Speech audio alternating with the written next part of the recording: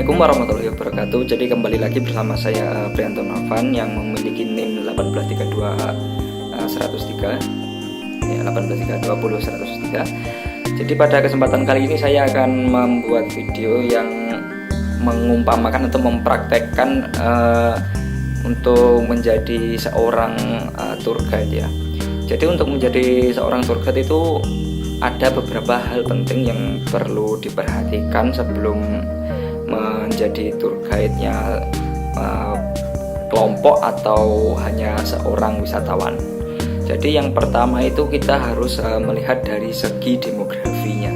Demografi tersebut dalam poin pertama ini disebutkan ada 3 demografi yang harus disebutkan supaya intinya kita lebih mengetahui atau mengetahui detail dari wisatawan sehingga kita bisa memberikan pelayanan yang sesuai dengan mereka.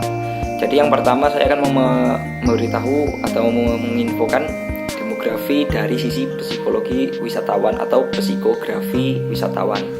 Psikografi wisatawan saya ambil dari, intinya saya mengambil contoh wisatawan dari kabupaten saya sendiri yang lebih tepatnya dari kota ya.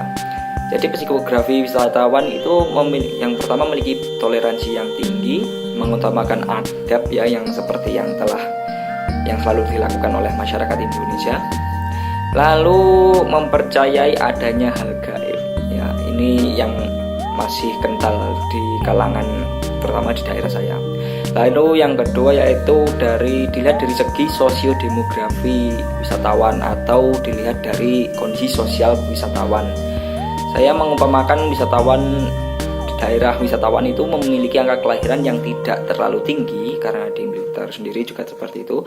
Lalu daerah asal wisatawan dari kota kecil, jadi tidak terlalu padat.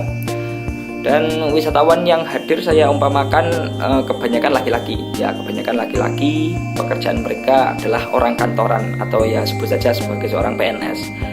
Umurnya sekitar 25 sampai 30 tahunan lah. Ada yang kawin, ada juga yang belum kawin atau nikah. Lalu kita lihat dari segi geografi wisatawan, ya pahamlah geografi itu apa.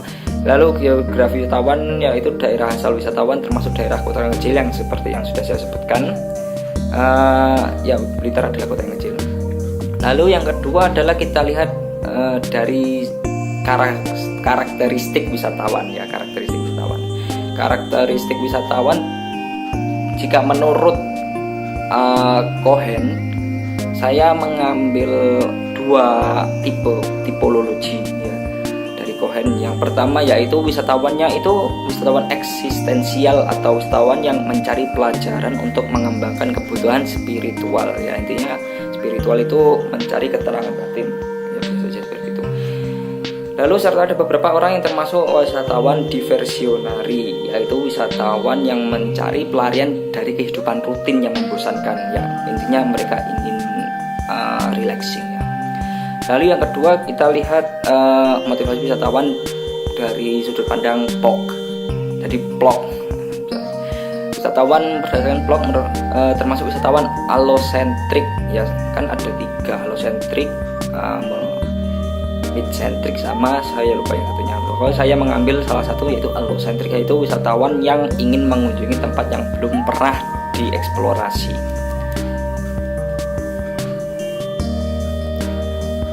Lalu yang poin terakhir yaitu destinasi wisata yang cocok untuk para wisatawan. Setelah saya mengambil beberapa contoh perumpamaan wisatawan, saya ingin membawa mereka ke destinasi yang sering saya kunjungi yaitu wisata kebun teh Sirah Kencong yang terletak di Dusun Ngadirenggo, Kecamatan Mlingi, Kabupaten Blitar. Ya, di wisata tersebut terdapat 2 atraksi atau 2 hal yang menarik yang bisa menjadi daya tarik wisata dalam wisata kebun teh Sirah Kencong. Lalu mungkin Anda bertanya-tanya kenapa namanya wisata kebun teh Sirah Kencong ya, karena dalam wisata tersebut terdapat pabrik teh ya yang miliknya Kenti. Jadi huruf K itu merujuk pada Kencong ya. Jadi Kencong itu tempat wisatanya. Jadi Kencong Tea sebenarnya singkat Kenti. Ya, dari minuman teh yang bisa Anda rasakan atau Anda cicipi ya seharga 5.000 per gelasnya, yaitu adalah teh hitam asli dari Sirah Kencong. Ya, Anda bisa merasakannya di warung-warung terdekat ya. Untuk fasilitas tenang saja, di Sirah Kencong sudah ada musola, lalu kamar mandi sudah disiapkan, sudah diperbarui, dan warung-warung banyak yang buka, serta keadaan sekitar juga sudah ramai seperti itu karena sudah dipromosikan oleh beberapa artis lokal yang seperti penyanyi dangdut ya, yang seperti itu. Jadi yang pertama yang biasanya orang kunjungi, yang pertama adalah air terjun ya, air terjun yang ada di Sirah Kencong. Air terjun ini asli dari sumber ya, sumbernya Gunung Kawi. Jadi sebenarnya di sini itu ada ada jalur pendakian menuju ke Gunung Kawi. Jalur pendakian itu terdapat dimulai dari jika memasuki gerbang wisata maka akan langsung ditunjukkan oleh orang yang bertanggung jawab untuk yang bertanggung jawab atas itu jalur pendakian ya, yang memberi tanggung jawab dalam jalur pendakian. Lalu untuk memasukinya Anda perlu membayar tiket 5.000 untuk memasuki wisata ke air terjunnya. Kalau sebelumnya untuk memasuki wisata kebun tehnya Anda membayar 10.000 per kendaraan ya. Kalau motor 10.000. Soalnya dihitungnya itu sebenarnya juga sekalian seorangnya, tapi entah kenapa di sana menyebutnya per motor, mungkin biar lebih baik ya, biar lebih gampang penghitungannya ya, seperti itu. Lalu di sekitar air terjun itu, tepatnya di sebelah baratnya itu terdapat gua seharusnya, tapi sayang sekali tempat atau jalan menuju ke gua itu telah longsor ya, sudah beberapa tahun yang lalu itu longsor. Saya pernah memasuki tapi cuma sekali. Lalu tempat yang sering dikunjungi yaitu adalah kebun tehnya ya, kebun teh yang apabila kita memasuki wisata kebun teh Sirah Kencong, jika kita ke kiri adalah atau ke utara itu menuju ke air terjun, jika kita ke kanan atau ke selatan kita akan menuju ke wisata kebun tehnya. Ya, untuk orang yang ingin merasakan spiritual atau ketenangan batin, Anda bisa merasakannya jika Anda lebih memilih ke kebun teh yang ada di puncak ya, yang ada di atas itu asli banget, itu bakal sangat hening, sangat mudah, sangat nikmat untuk dinikmati alamnya. Anda semua bisa tadabbur alam, atau intinya itu memikirkan alam ciptaan Tuhan yang bisa Anda nikmati itu ya, seperti itu. Dan di kebun teh tersebut terdapat candi ya. Candi itu peninggalan itu jika dilihat dari bentuknya itu agama Hindu. Ya, Candi Sirah Kencong terdiri dari 3 struktur candi. Yakni candi pertama terletak di sebelah utara, lalu kemudian candi kedua tengah, dan candi yang ketiga di selatan. Jadi berjejer yang seperti itu ya. Lalu yang tersisa dari candi tersebut adalah kaki dan tubuhnya, sedangkan atapnya itu sudah tidak ada ya.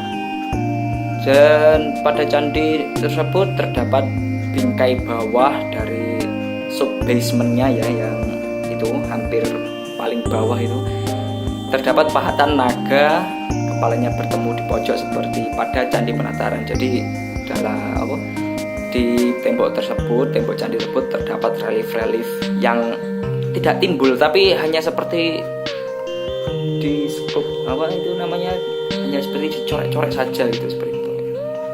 Ya, lalu selanjutnya ya itu ya, reliefnya itu jika dilihat itu hanya goresan-goresan dangkal ya, tidak timbul seperti candi yang lain, Borobudur atau Candi Penataran yang seperti itu. Adanya gaya pahatan yang tidak lazim seperti ini ternyata juga dijumpai meski tidak persis di beberapa tempat. Salah satu contohnya adalah Candi Sukuh yang berdiri sejak 1359 sampai 1364 Saka di lereng Gunung Lawu, Karanganyar. Ya, itu info yang saya dapat. Dalam penelitian mengenai Candi Sukuh pada tahun 2012, Nugroho berpendapat bahwa Candi Sukuh berasal dari kreasi komunitas lokal keagamaan tinggal pada lereng gunung, sehingga gaya yang dicitrakan pada candi berbeda dengan bangunan candi yang didirikan oleh otoritas kerajaan. Kiranya hal ini juga mungkin terjadi pada Candi Sirah Kencong. Ya, jadi intinya Candi Sirah Kencong itu memiliki kreasi komunitas lokal keagamaan tinggal pada lereng gunung.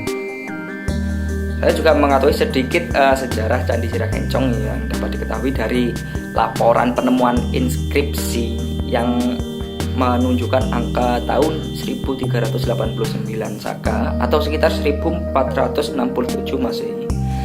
Tahun tersebut masuk dalam era kerajaan Majapahit, periode pemerintahan Beripan dan Salas. Tak jauh dari lokasi candi pernah ditemukan prasasti berupa lempengan logam yang disebut prasasti Ukir Negoro. Ya, pastinya Anda semua pasti tahu apa itu prasasti, atau istilahnya sekarang itu statusnya orang-orang yang ditulis di medsos ya. Kalau dulu kan status orang itu ditulis dipahat di batu-batu seperti itu. Lalu prasasti tersebut berasal dari era Majapahit, namun isinya berupa salinan prasasti dari era Kadiri ya, yang sekarang Kediri. Isi prasasti tersebut tidak berkaitan dengan Candi Sirah Kencong karena menyebutkan daerah lain yang bernama Pamotoh, yang menurut penelitian seperti itu bernama Pamotoh. Candi Sirah Kencong itu selain menyajikan fakta sejarah dan ornamen candi yang unik, juga menawarkan keindahan bentang alam yang memukau dari lokasi candi ini. Pandangan kalian dapat menangkap panorama kebun teh yang lebih dramatis, kegunaan yang berpadu dengan keindahan, sungguh perpaduan suasana yang menakjubkan yang seperti Anda lihat berikut. Akan lebih baik lagi jika Anda datang ke wisata kebun teh Sirah Kencong ini pada sekitar sore hari ya, setelah ngasar itu jam 3. Jika Anda berangkat dari kota ke Sirah Kencong ini mungkin perlu memakan waktu hampir 1 jaman. Jika dari Wulingi bagian pusat atau bagian tengah itu memerlukan waktu 30 menitan. Ya, seperti itu.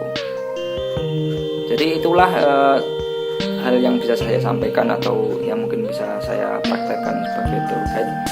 Intinya tempat yang cocok untuk orang yang pembelajaran spiritual atau orang yang ingin beristirahat dari kepenatan atau kebosanan kehidupan sehari-hari dalam kantor, ya ini tempat yang cocok karena tempat ini cukup damai jika dinikmati, apalagi sore hari atau juga bisa dipilih pada pagi hari. Soalnya ya itu suasananya itu benar-benar sangat nyaman jika dinikmati. Mungkin sekian dari saya. Wassalamualaikum warahmatullahi wabarakatuh.